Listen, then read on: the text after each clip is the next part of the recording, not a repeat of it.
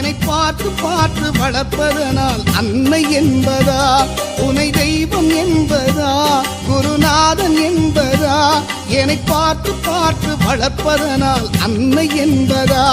உனை கடவுள் என்பதா, கருணை வடிவம் என்பதா, உனை கடவுள் என்பதா, கருணை வடிவம் என்பதா, ஐயா ஞானதானம் தந்த உன்னை தந்தை என்பதா, உனை தெய்வம் என்பதா, குருநாதன் என்பதா, என்னை பார்த்து பார்த்து வளர்ப்பதனால் அன்னை என்பதா.